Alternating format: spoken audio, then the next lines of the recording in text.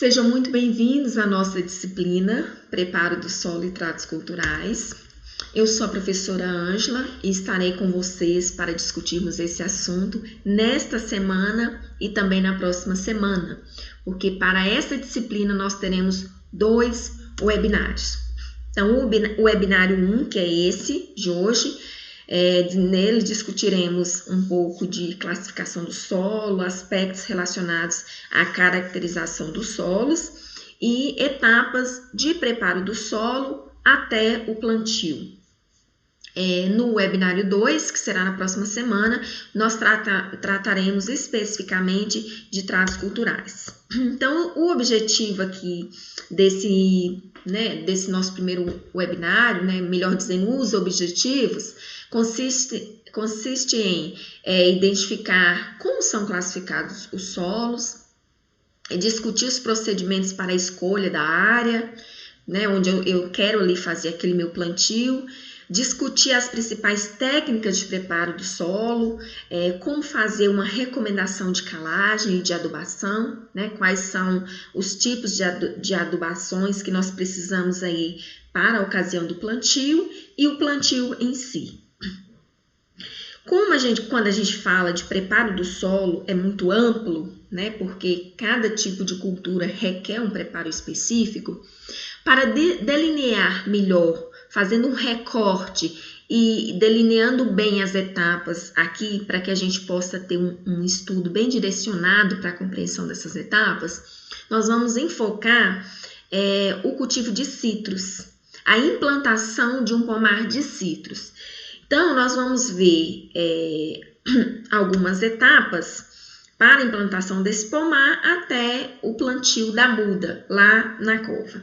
Mas antes de a gente iniciar o nosso assunto, eu vou enfocar aqui para vocês algumas atividades importantes que vocês já precisam realizar aí nessa primeira semana de estudo. Então, nós já temos o fórum de discussão 1, que vocês vão responder do dia 21 ao dia 27.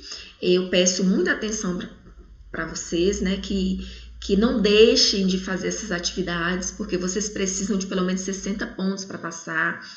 E essas atividades são importantíssimas no somatório final da sua nota. Outra atividade que nós temos aí para essa semana, que vocês também têm um prazo aí para entregar no dia 27, Aqui tá 27/8, mas é 27/7, viu, gente? Que é junto com o último dia lá do fórum. É a atividade aplicada, que vocês vão resolver, ela já está disponível lá em PDF, vocês vão resolver e vão postar a resposta lá. Já tem um linkzinho para vocês postarem a resposta. E a outra atividade é a atividade presencial, que também está disponível a partir de hoje, mas essa aí vocês só vão entregar no dia 4 de agosto. Não deixem de fazer essas atividades, porque aí, de grão em grão, galinha enche o papo. Então, vocês têm aí notinhas fragmentadas que no final vai contribuir muito para que vocês façam aí a aula de forma bem mais tranquila e que você já tem essas notas aí dessas atividades que são tão tranquilas para vocês fazerem em casa. Nós vamos ver primeiramente aí relacionado à nossa disciplina, um pouco dos aspectos relacionados à classificação dos solos. Porque para qualquer cultura que você vai implantar, você precisa conhecer qual é o tipo de solo que você está mexendo. Porque aquele solo, as características daquele solo é que vão te direcionar para a melhor técnica de manejo que você deve adotar ali naquele solo. E 3 fatores são importantíssimos a serem observados na hora de você manejar ali aquele solo, que são cor, textura e porosidade. Quanto à cor, ela vai nos indicar o que esse solo tem em termos de nutrientes, por exemplo. Um solo com uma cor avermelhada, bem em vermelho intenso assim, significa que é um solo que tem um alto teor de ferro.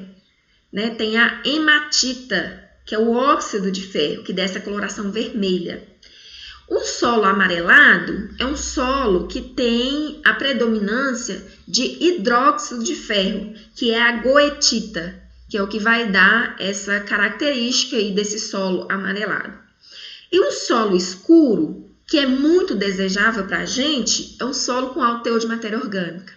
É um solo onde tiveram ali restos vegetais, né, restos de plantas, por exemplo, esterco animal, e que se decompuseram e constitui ali aquela mistura de humus com o solo. E isso é muito bom para os solos em que a gente está mexendo, né? Porque isso caracteriza um solo com um teor de nutrientes significativo para a planta. Outro fator muito importante é a textura. E o que é textura? Textura diz respeito aos teores das partículas de solo existente ali numa determinada massa, num determinado volume de solo que eu estou mexendo.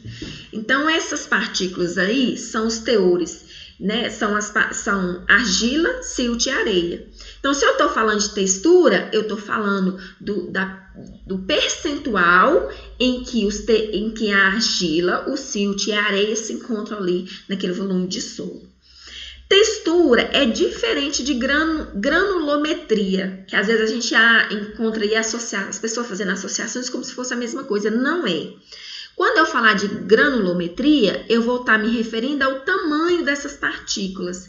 Então, vocês estão vendo aqui que nós temos argila, um tamanho bem menor, silt um pouquinho maior do que a argila, areia fina um pouquinho maior do que o silt e a areia grossa um pouquinho maior do que a areia fina. E o cascalho bem maior, né? Aqui tem os milímetros, né? Silt e areia numa faixa de 0,00, silt e argila numa faixa de 0,002, areia fina numa faixa aí entre 0,02 a 0,2, areia grossa de 0,2 a 2 milímetros e cascalho acima disso.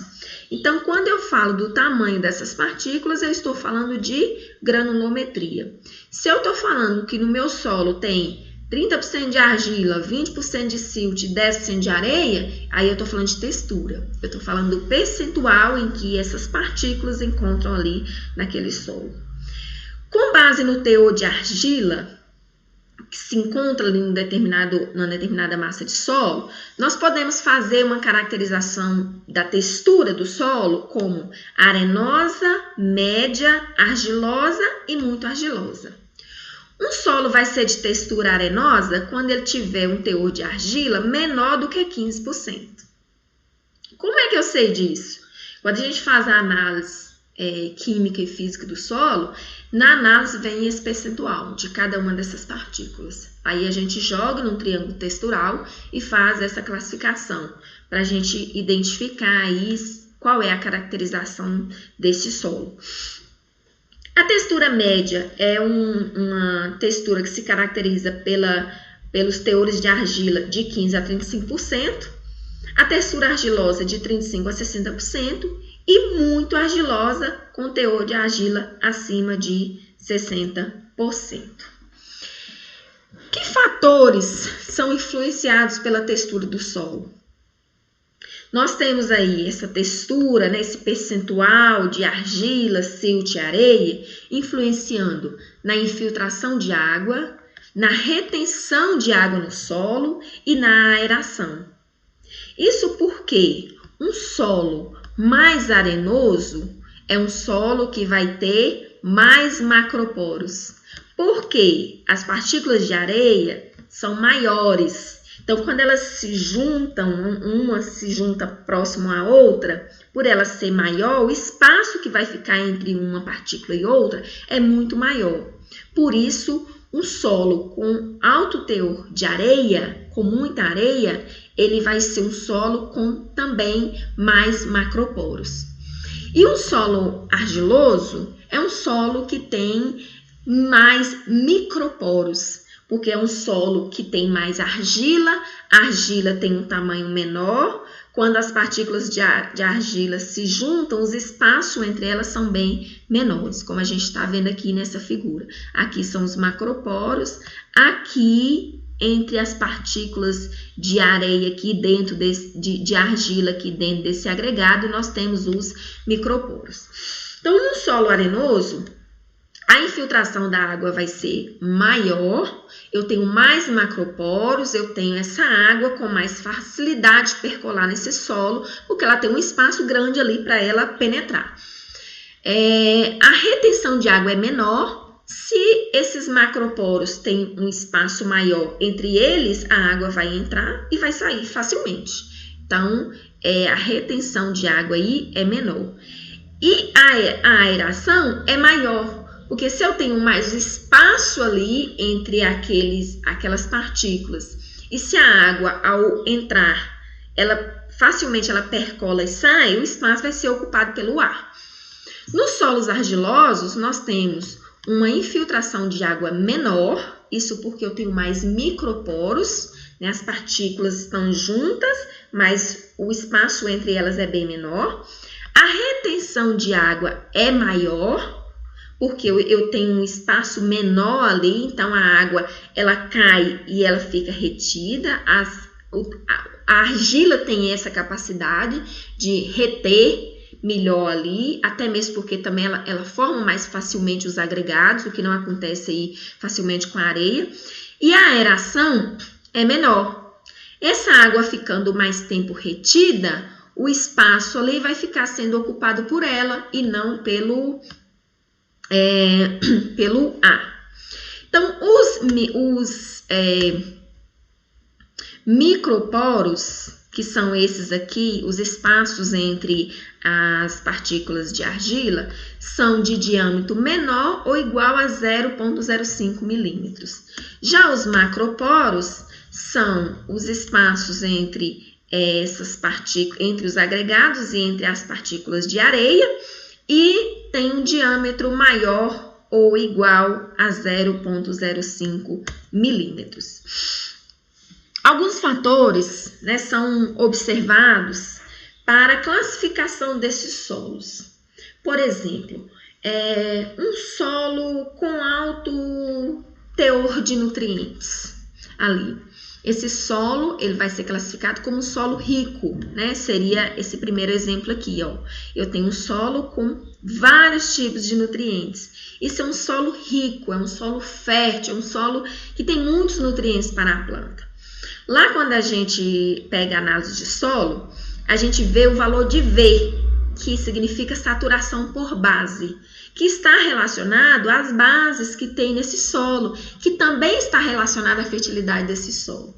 Então, se a saturação por base é maior do que 60%, isso caracteriza um solo fértil, um solo rico. Por outro lado, se esse valor de V for menor que 60%, esse solo é um solo pobre, que é esse exemplo que nós temos aqui, em que disponível para as raízes o teor de nutrientes é bem menor. Então, o solo rico é um solo de uma coloração mais escura, por exemplo, como isso aqui, ó. Ele tem alto teor de matéria orgânica, então ele tem ali um teor de nutrientes para a planta elevado.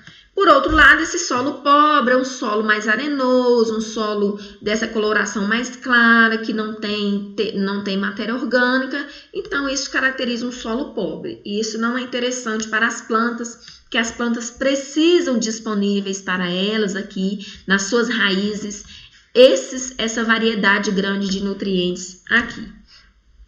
Um outro fator importante para a classificação do solo é a umidade. Porque esse solo ele vai ser caracterizado quanto à umidade como seco ou solo úmido. Um solo seco ele não é um solo interessante para ser trabalhado, porque é um solo duro, onde os implementos vão ter dificuldade de penetrar. Você vai trabalhar ele ali, vai haver a formação daquela intensa poeira. Isso não é interessante. Um solo muito úmido também não é interessante. Porque aí você vai ter dificuldade, por exemplo, se esse solo tem alto teor de argila, por exemplo, essas partículas de argila vão grudar no implemento. Então, você não vai conseguir nem deslocar com seu implemento, não, com seu maquinário ali. E com seu implemento também, né? Que estivesse sendo arrastado, por exemplo, aí por essa máquina. O ideal é que o solo, para ser trabalhado, ele esteja na condição de solo friável. É um solo que está ali um meio termo. Né? Ele não está nem muito seco, nem muito úmido. Como é que a gente faz para identificar esse solo nessa condição de friável? É aquele solo que você pega ele na mão e você fecha assim na sua mão, você consegue formar um bolo, né? E ele facilmente pode ser desfeito, né? Mas nessa condição de friável, ele não vai ficar pegajoso na sua mão e não vai ficar aquela bola que você não consegue desagregar depois. Então, solo friável, você fecha a mão, faz aquela bolinha e você abre a mão e você facilmente consegue desagregá-lo ali, né? Desfazer. Então, isso é o solo na condição de friável, que é a condição ideal para que esse solo seja trabalhado. Outros fatores são observados aí para a classificação dos solos, né? Que são os fatores considerados aí para o Sistema Brasileiro de Classificação do Solo, que começou a ser estruturado em 1979. Então, para classificação dos solos, com base nos critérios desse Sistema Brasileiro de Classificação de Solos, é preciso observar os perfis, né, as camadas, o perfil do solo, melhor dizendo, e as camadas que compõem esse perfil.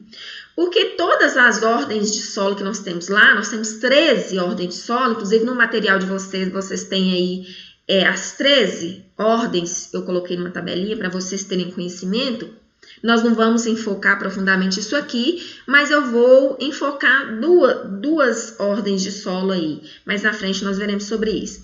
Então, para categorizar em cada uma das ordens, é preciso observar algumas especificidades de cada uma dessas camadas. Então, vai analisar o perfil e ver a camada que apresenta. Por exemplo, um solo que apresenta só a rocha e uma camada bem superficialzinha.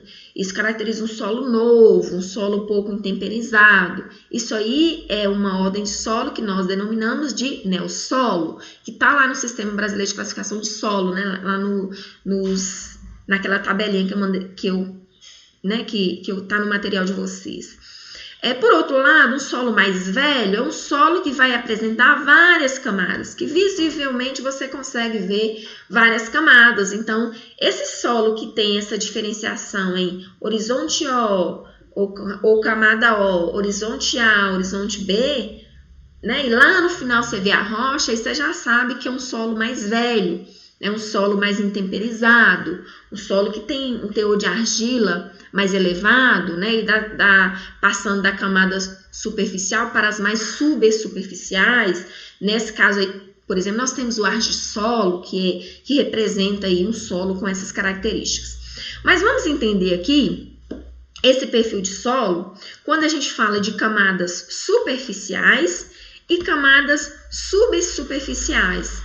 Essas camadas compõem esse perfil de solo aqui.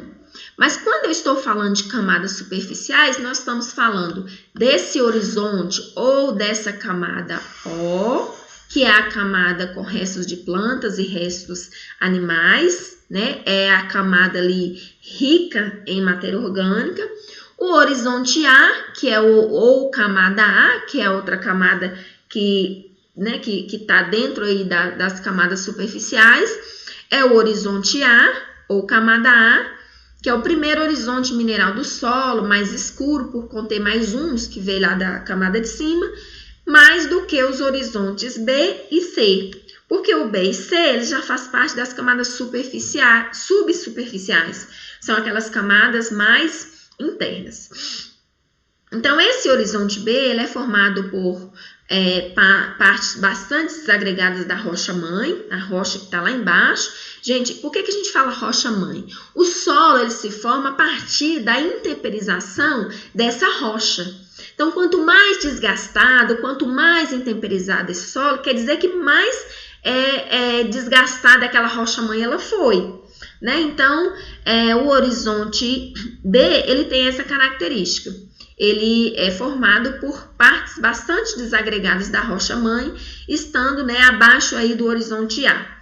O horizonte C, ele é formado por partes pouco desagregadas da parte mãe, isso porque ele está mais embaixo, né? Ele está menos intemperizado, está menos desgastado, com a presença de materiais que ainda estão se transformando no solo.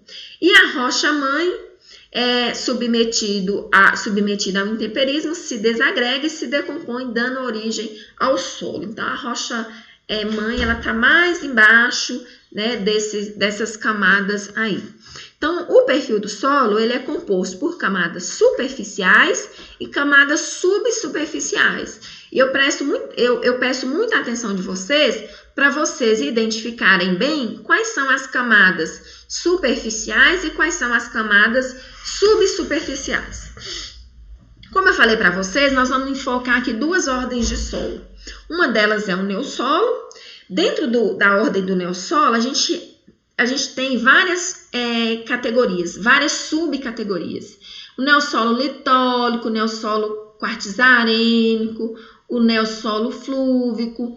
Nós vamos enfocar o quartzarênico aqui. É um solo novo, aquele solo que eu falei para vocês que não tem aquela diferenciação de camadas, né? Então, você tem aquela camada mais superficial e depois já a rocha-mãe. Então, o quartzarênico aqui, ele é um solo com alto percentual de quartzo, que é aquela areia, né, de um tamanho maior, né, com uma característica parecida, por exemplo, com aquela areia lá usada em construção. Então, esse neossolo quartzarênico é um solo novo, um solo raso, um solo que não é recomendável para cultura com sistema radicular muito longo, é um solo que não fixa muito água, né, que não é interessante aí para a exploração de culturas com um sistema radicular muito profundo. A outra ordem aí é o argissolo. Esse argissolo, se vocês observarem aqui, a gente consegue ver o horizonte O, o horizonte A, o horizonte B.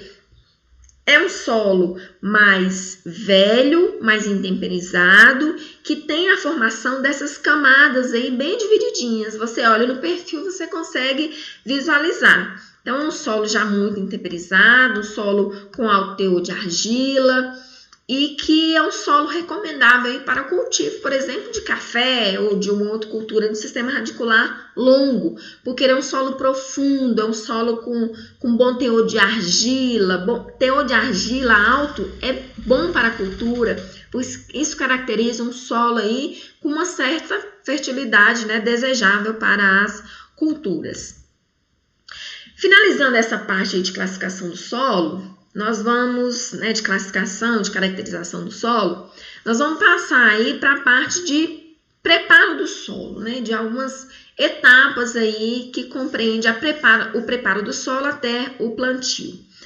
Então, esse solo, estando com essa característica aqui, vegetação, capim, né, um solo que precisa ser tratado para que ele fique desse jeito aqui, para você implantar o seu cultivo, que tipo de operações você precisa realizar aqui? Lembrando que o solo, ele pode ser preparado convencionalmente, que é esse preparo em que eu entro com maquinário, eu faço a limpeza e eu vou subsolar, vou gradear, vou arar e vou gradear. Mas eu posso também submeter esse solo ao cultivo mínimo, em que eu vou mexer somente na faixa em que eu vou trabalhar, que eu vou plantar, né? E aí, uma dessas práticas aí do cultivo mínimo é o plantio direto. Só que nós vamos enfocar aqui o cultivo convencional, porque nele a gente vai conseguir detalhar melhor as etapas aqui para a implantação, no caso aí da nossa cultura que nós estamos enfocando, que é a cultura do citros.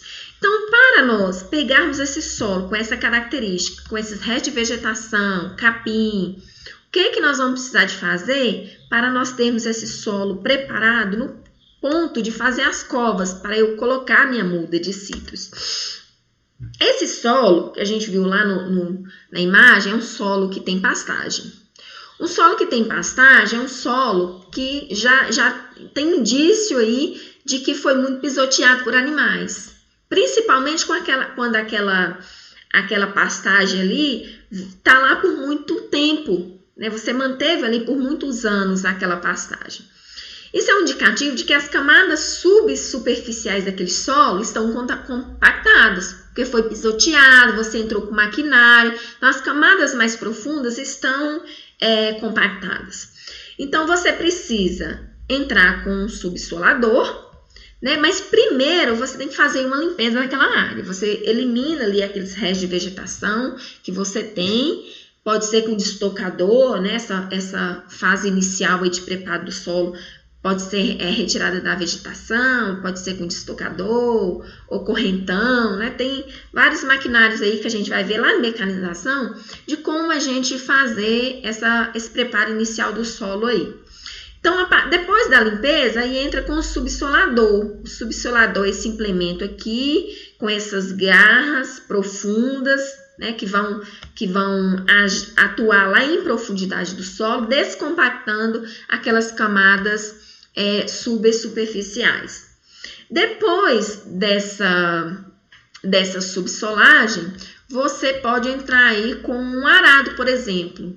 Porque vocês estão vendo aqui que essas garras atuando de forma muito profunda e elas de uma certa forma espaçadas entre si, vai haver o recorte do solo, mas a formação daqueles torrõezões, né, bem grande. Então você entra com um arado fazendo uma aração que vai desagregar esses torrões aí. Essas operações aí de subsolagem e de aração são as operações caracterizadas como operações de revolvimento do solo. Às vezes, se você não tiver disponível na propriedade um subsolador, uma aração profunda pode resolver. Aí não há necessidade, porque a subsolagem é caro, você precisa de um trator aqui potente, né, para você conseguir puxar esse implemento, porque ele vai agir em profundidade. Então, é preciso um trator com uma potência maior. Às vezes, uma aração profunda só vai resolver aqui a sua questão. Depois da aração, é necessário fazer análise química e física do solo. Você não pode trabalhar um solo sem fazer essa análise. Porque é na análise química e física que você vai conhecer as características do seu solo. Você vai saber ali o que você tem que fornecer àquele solo para que você tenha o sucesso no seu cultivo, né? Então, a primeira coisa que você precisa fazer, né, para preparar o material aí para levar para o laboratório, né, isso aí você procura ver onde é que faz. Geralmente as universidades fazem essa análise química e física, né, do solo. Aí você faz a coleta das amostras desse solo, né, tem todo um procedimento que deve ser observado. Você deve olhar em sua área, se a sua área ela é homogênea, né, se ela não tem variação ali de características como, por exemplo, vegetação, cor, relevo. Se ela não tem essas variações, ela vai se caracterizar como uma área homogênea. Então, ali você pode fazer a coleta das suas amostras, né? Só que se a sua área for como essa aqui da figura, em que você tem várias características, você tem um solo aqui com uma implantação de uma determinada cultura, né? Não dá para saber aqui, mas é só para a gente ver que isso aqui caracteriza um tipo de cultura. Aqui no 4 caracteriza outro tipo de cultura. Aqui no 5 você vê que tem uma pastagem. Aqui no 1 você vê que tem outra característica diferente. Aqui no 3 também um outro tipo de cultura. Se há essa variação, aí você precisa de ter muito cuidado, muito critério e coletar as suas amostras individualmente em cada uma dessas sub-áreas. E lembrando que essa sua sub-área, né, essa área homogênea onde você vai coletar a sua amostra de solo, ela não pode ser superior até a 10 hectares. Você precisa observar isso. Então, uma sub-área homogênea, ela só pode ter até 10 hectares, né? Porque ali fica mais fácil de você ter uma visão melhor daquele solo. Porque se a área é muito grande, você coleta ali uma amostra, por exemplo, né, uma amostra composta, ela pode não representar bem a sua área. Então, a literatura recomenda essa área de, no máximo, 10 hectares para ser a sua gleba ali, a sua área homogênea. Então, aqui, cada uma dessas áreas aqui, dessas glebas, dessas sub-áreas, melhor dizendo, elas estão dentro desse limite aí até 10 hectares. Mas como é que esse procedimento de amostragem aí vai ser feito, né? Como é que eu vou ali naquele solo coletar essas amostras? O principal instrumento utilizado aí para coletar o solo é o trado holandês, que é um aparelho em que você vai enterrar ele no solo e vai coletar ali um determinado volume de solo. Em cada uma dessas subáreas aqui, você vai coletar de 15 a 20 subamostras, né, com esse trado holandês aqui, vai coletar, vai misturar tudo e vai tirar daquela mistura uma amostra composta que tem 500 gramas. Então, nesse caso aqui, dessa imagem que nós temos, nós vamos coletar, por exemplo, aqui no 01, 15 a 20 amostras, caminhando em zigue-zague na área, coletando 15 a 20 amostras. E assim sucessivamente em todas as subáreas.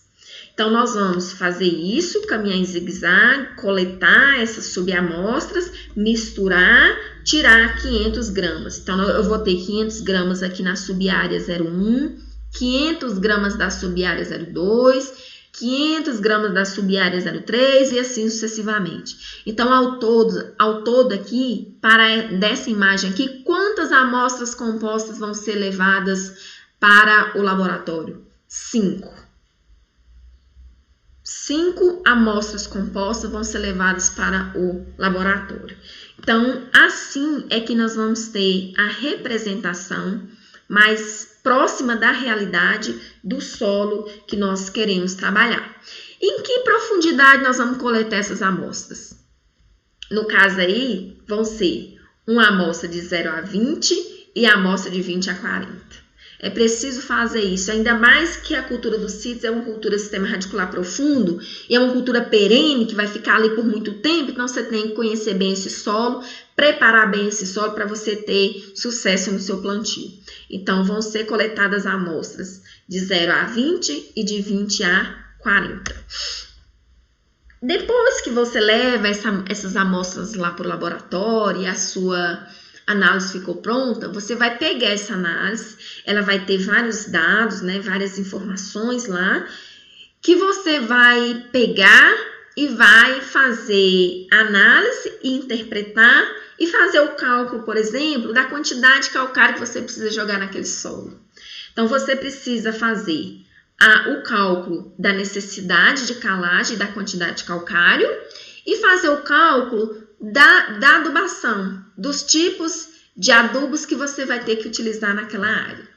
Tem várias fórmulas aí para a gente fazer esse cálculo, nós não vamos adentrar isso porque não vai dar tempo, mas sobre cálculo da necessidade de calagem da quantidade de calcário, lá na sala já tem um vídeo disponível para vocês, um vídeo denominado Cálculo da necessidade de calagem da quantidade de calcário.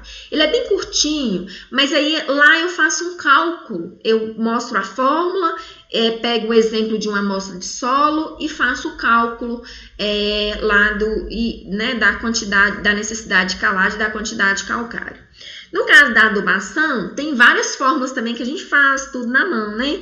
Mas hoje não há necessidade de mais isso. A gente tem programinhas aí que você pega lá os dados da sua análise de solo e joga lá no programinha e no final ele já te dá o tipo de adubo que você vai usar e a quantidade que você vai usar também. Eu tenho esse programinha, né? Eu vou gravar uma aula e eu vou disponibilizar para vocês como utilizá-lo e como pegar os dados da análise de solo e jogar nesse programinha para que a gente tenha no final aí o resultado, né, da quantidade de adubo e o tipo, né, que nós vamos usar. Se ele é simples, se é formulado. Simples é aquele adubo que tem uma formulação só, por exemplo, super simples, ele só tem o fósforo.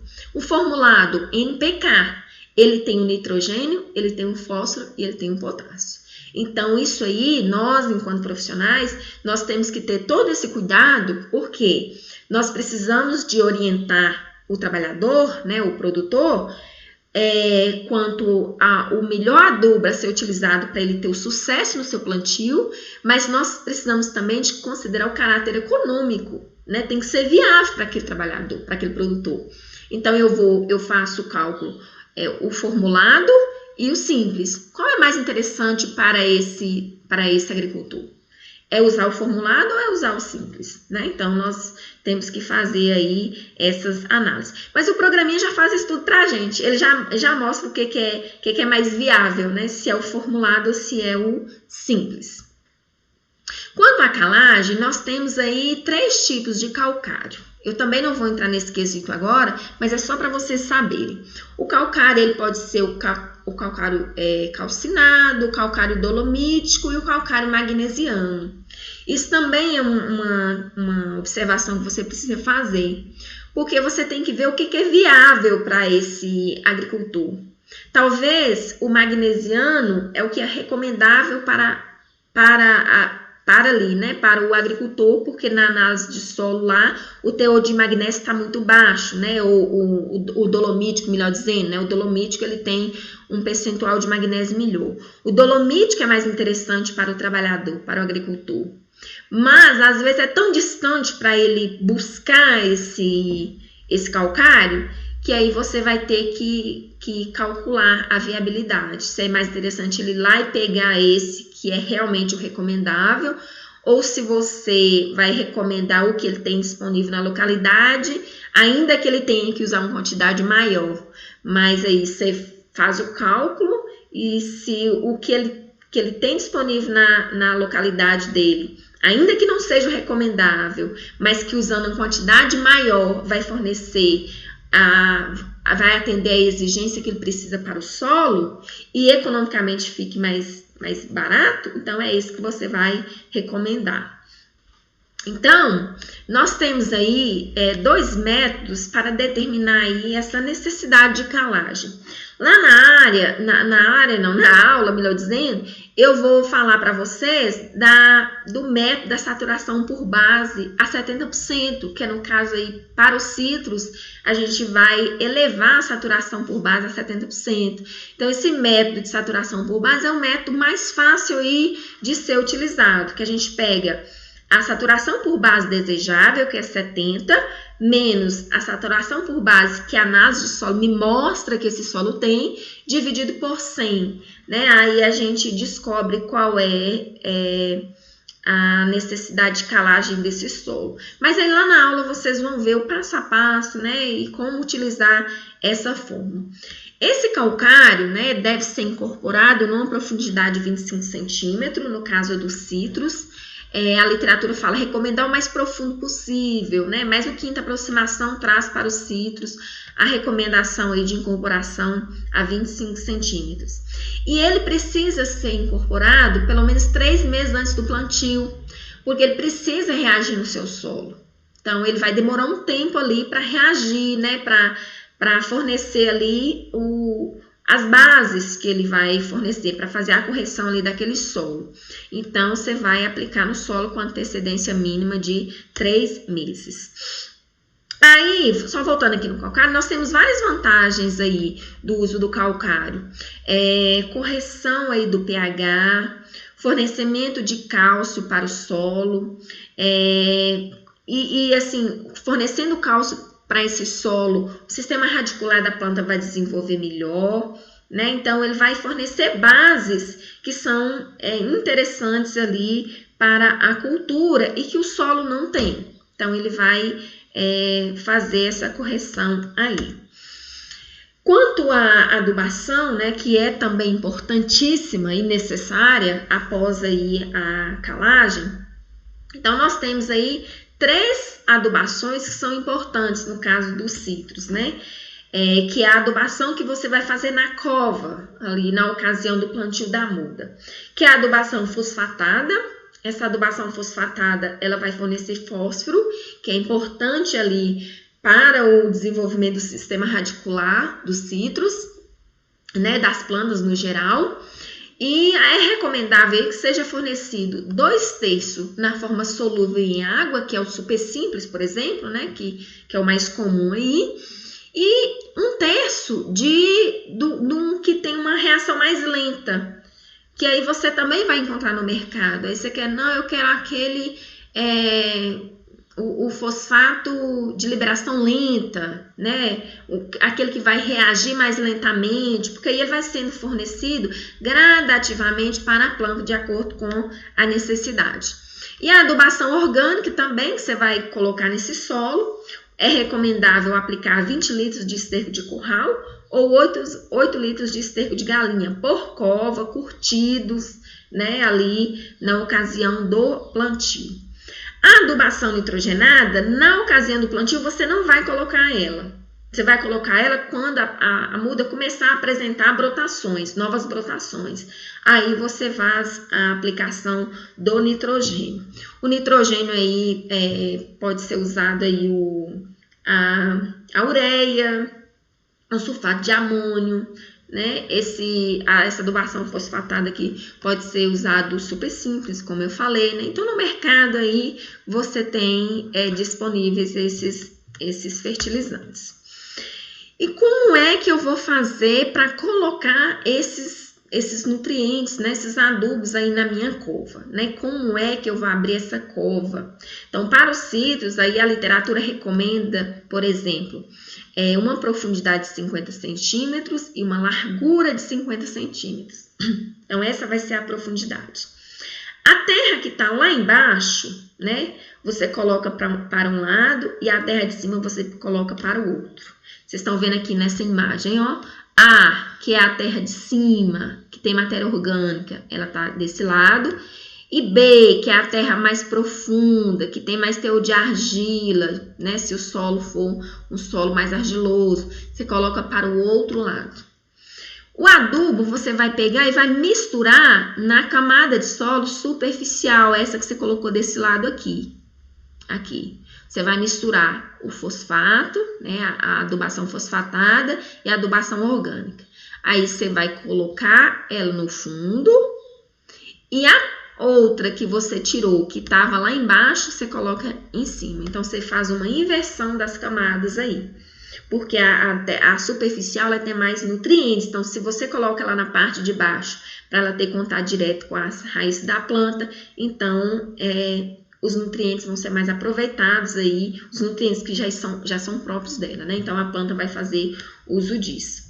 Mas essas covas lá no meu quintal, lá no meu pomar, eu vou fazer elas com espaçamento de quanto, né?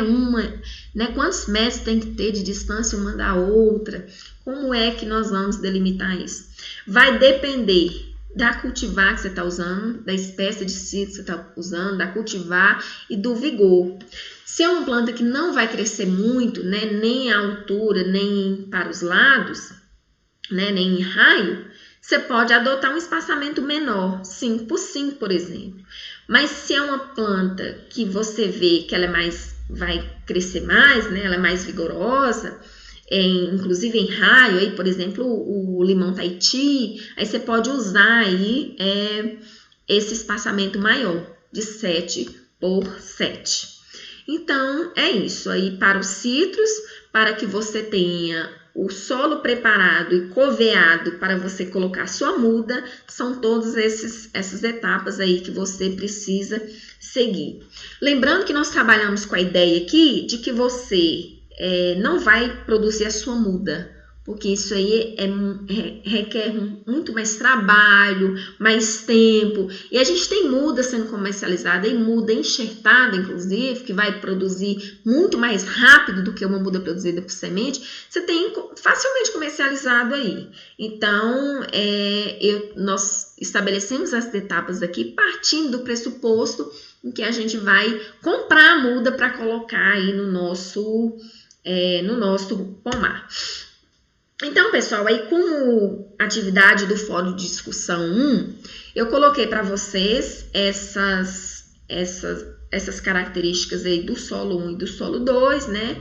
Solo 1, solo novo, raso, de textura arenosa, constitui um ambiente com pouca sustentabilidade para as plantas sobreviverem nos períodos de ciclos de estiagem. Solo 2, solos minerais, com nítida diferenciação entre as camadas ou horizontes, reconhecida então especialmente pelo aumento, por vezes abrupto, dos teores de argila em profundidade. Coloquei essas duas características e vocês vão responder para mim. Aí eu tenho 3 perguntas. Pergunta 1, 2, 3. Aí vocês vão escolher uma dessas perguntas para responder no fórum, tá? Quem quiser responder as 3 pode responder.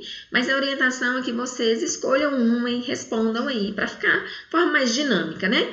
Então, as características do solo 1 se refere a que ordem de solo lá no Sistema Brasileiro de Classificação de Solo? As características do solo 2, né? Refere-se aí a que ordem também no Sistema Brasileiro de Classificação de Solos? Para a implantação do cafeeiro, que tipo de solo você recomendaria? Dentre esses 2 aí, qual você recomendaria e por quê? Então, vocês vão escolher uma dessas 3 aí e responder para mim. A atividade aplicada tem lá uma situação, um problema também, né? Tá lá já disponível e vocês vão fazer a análise e vão responder para mim nessa atividade aí da semana 1. Eu não vou entrar em detalhe nessa aqui, né? Porque nós vamos partir agora para o esclarecimento das dúvidas, mas aí já está disponível lá na sala para vocês responder. Qualquer dúvida aí pode procurar o tutor e pode também me procurar para sanar dúvidas.